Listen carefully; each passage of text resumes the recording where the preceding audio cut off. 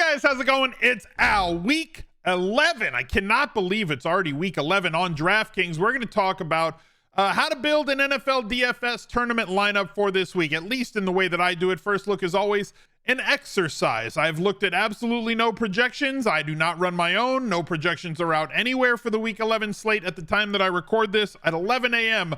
Pacific time on Monday morning. So this is more of a lineup exercise. We're going to take a look at what games are available for us to choose from on the slate, how we can go about building a double stack with a bring back, correlating with a secondary stack, finding a couple of running backs that look like they are in prime positions to attack the week 11 slate. Maybe we'll find a few values, and value will always open up as the week goes along, as injuries will make that a thing, as it does all of the time. So do not have to, you don't have to play this lineup. And if you don't want to double stack, you don't have to. If you don't want to bring guys back with your stack, you don't have to. If you don't want to use a secondary stack, you don't have to. You can build your lineups however it is that you want, but realize that I do put out a cheat sheet every single Friday afternoon. If you wanted to get access to that, you got to jump in the Discord, smizzle.tv/Discord, and you've got to be a paying channel member here on YouTube. It's $5 a month. You can get that link by going to smizzle.tv/join. There's also a button right down below if you're on desktop that'll let you become a channel member. You just click it, you put in your payment information, go over to Discord,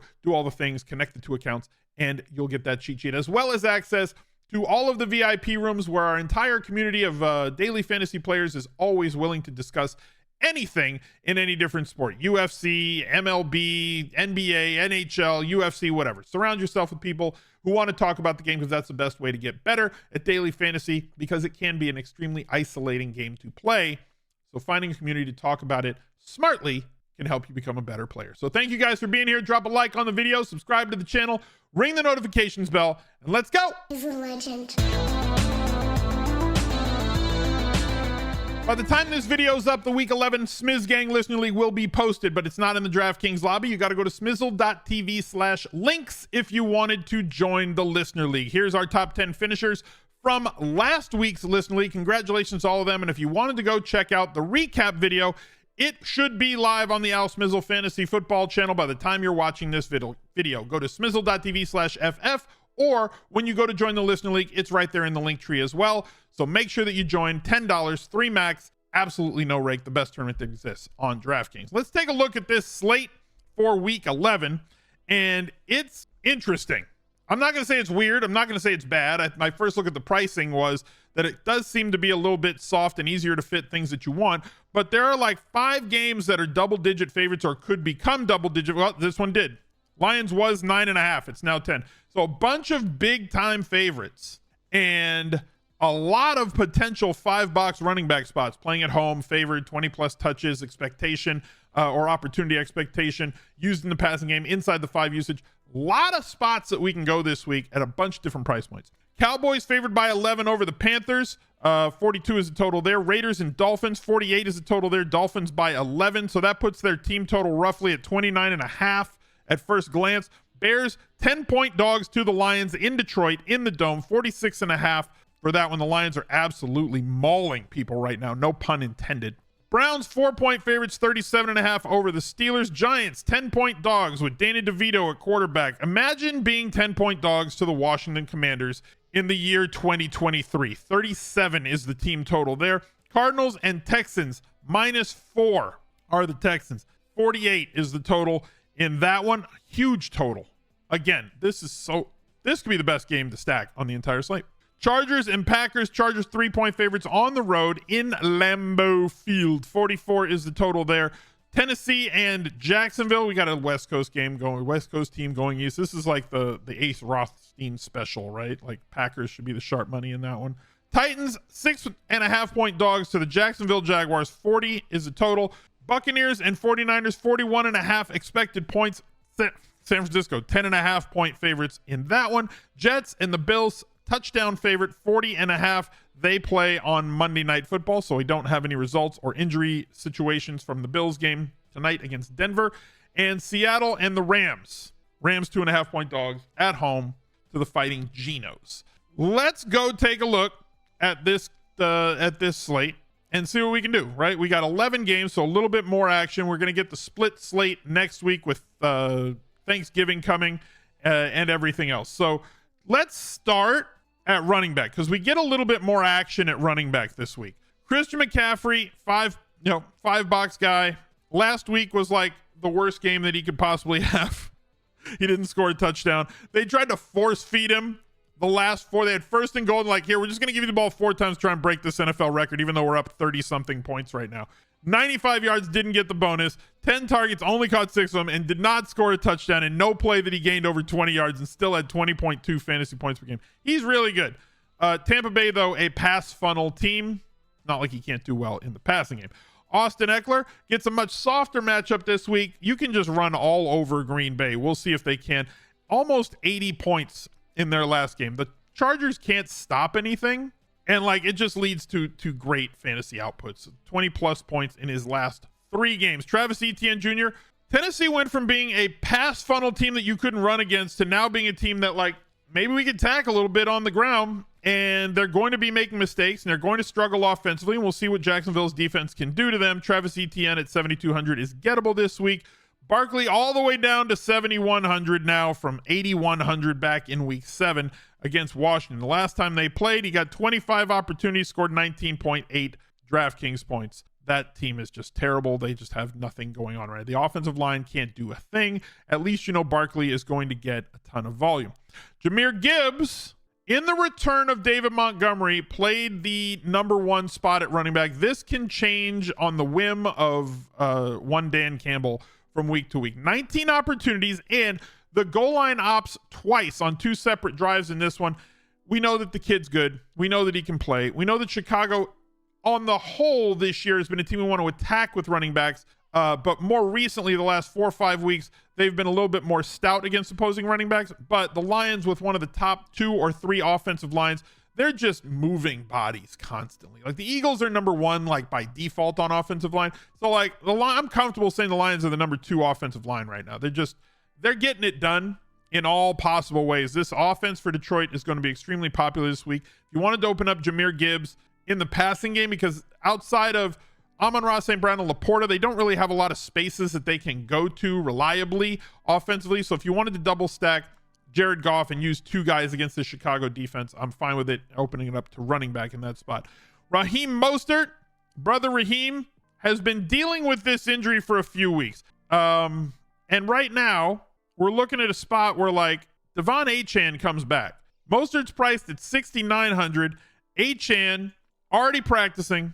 We've seen what he can do ceiling-wise. Big plays are just going to be a part of his game because A, that's his skill set. B, they do a great job of scheming him, and you can't stack the box. No team runs against more light boxes because of the presence of one Tyreek Hill and the presence of Waddle and Tua's ability to deliver the ball to them. You cannot come up to the line of scrimmage, which just allows their coach to do such a great job. The $300 discount, you can go with either one. I tend to lean towards Achane just because I think that he's going to be a little bit more healthier coming back.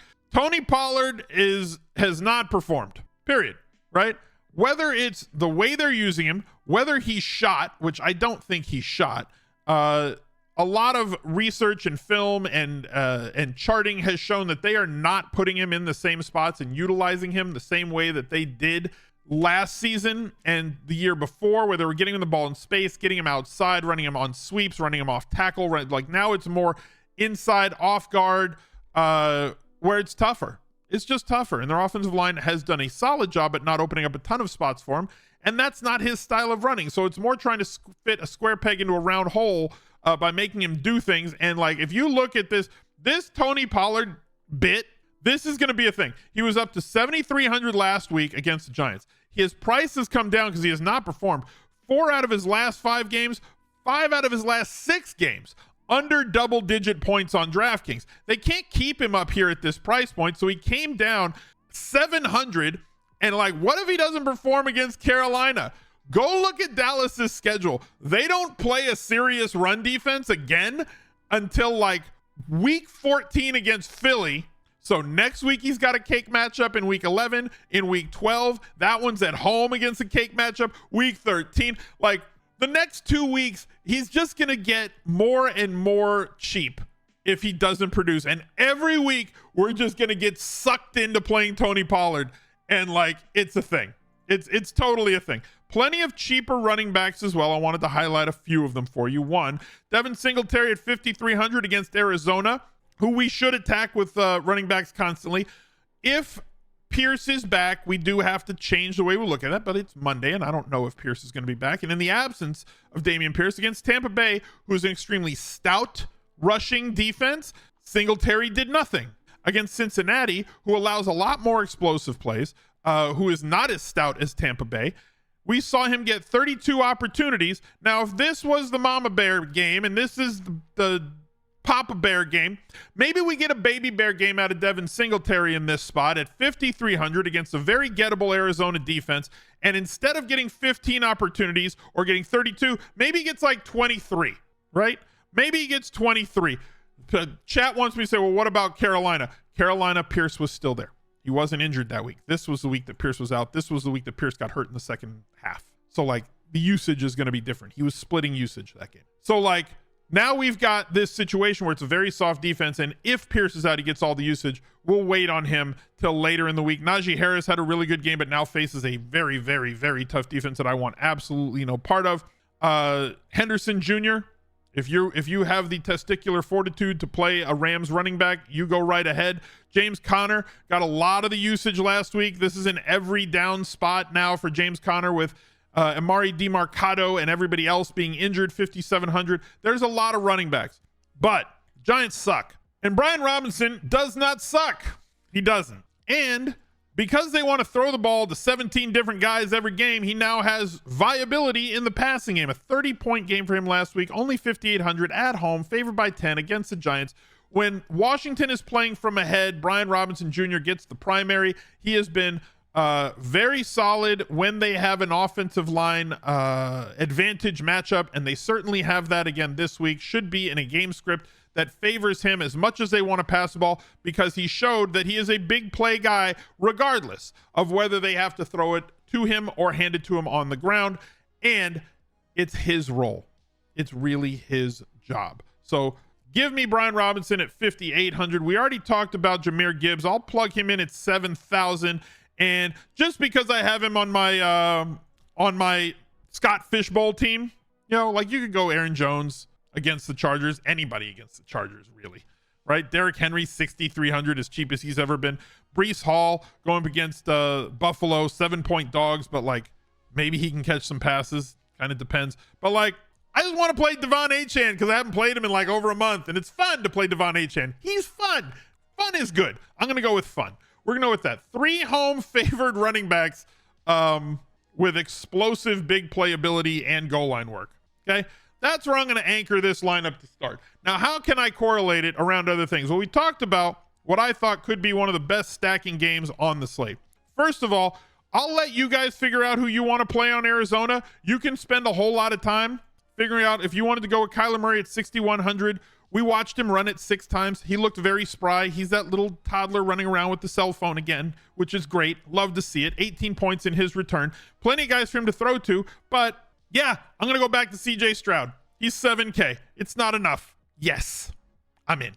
Arizona, not really solid defensively, gives up a ton of points to opposing pass catchers. Mention who you might want to stack it with on the other side. Guess what?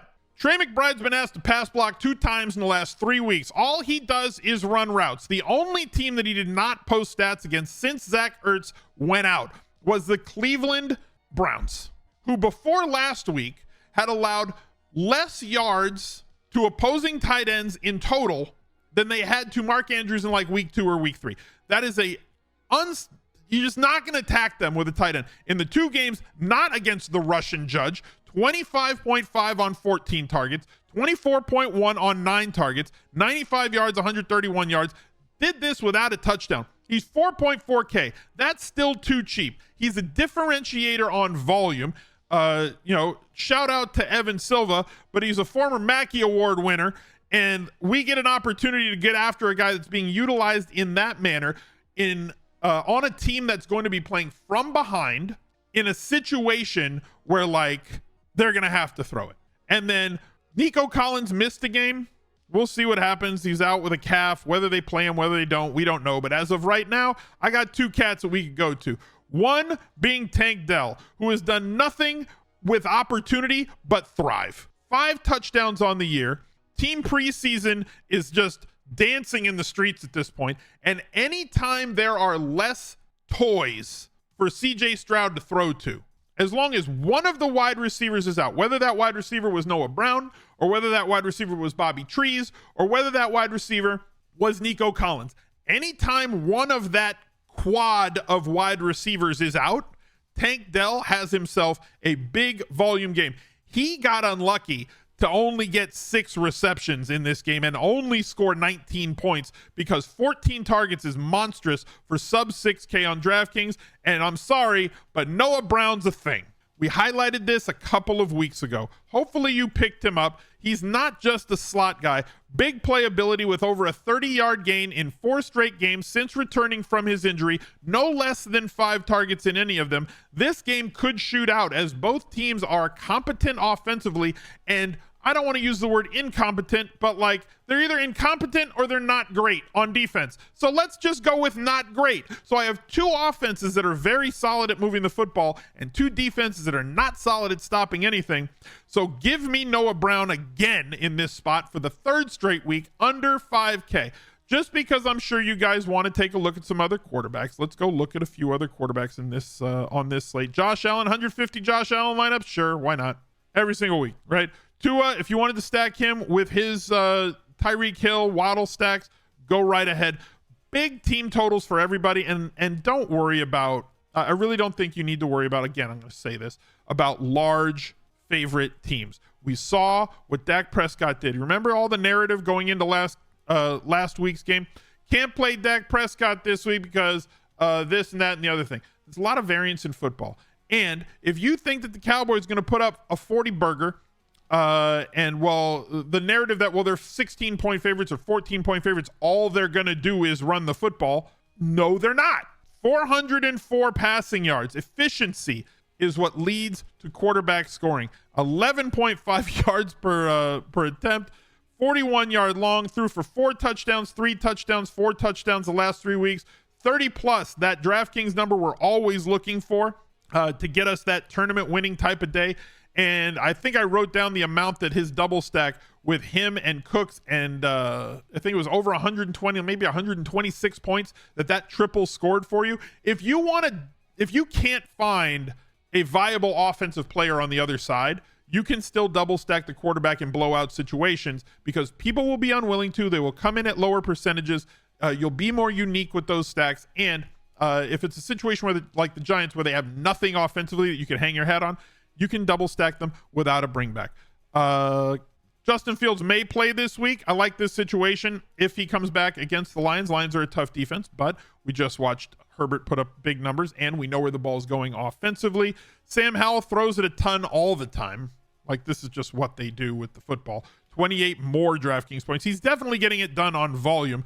300, 300, 300, just because of how much they pass the football, and the Giants completely inefficient offensively. Kyler Murray, yes, you can use him and stack him with McBride and find another offensive weapon, whether it's going to be Wilson or whether it's going to be Hollywood Brown. I'm fine with either. And on the cheaper end, Jordan Love, look, the matchup ain't going to get better, and he looked about as good as he could possibly look in the first half against Pittsburgh yesterday. Now he gets a much softer landing spot against the Chargers at home in Lambeau.